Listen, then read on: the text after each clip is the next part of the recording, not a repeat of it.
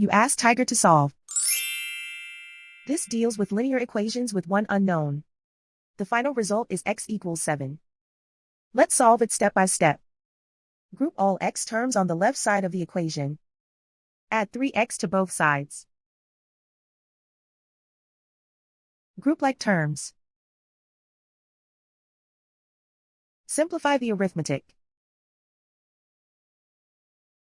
Group like terms. Simplify the arithmetic. Group all constants on the right side of the equation. Add 9 to both sides. Simplify the arithmetic.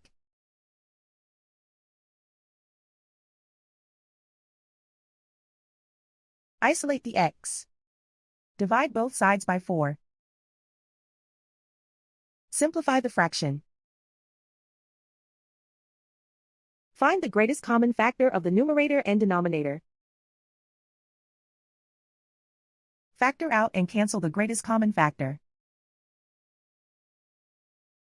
And so the final result is x equals 7.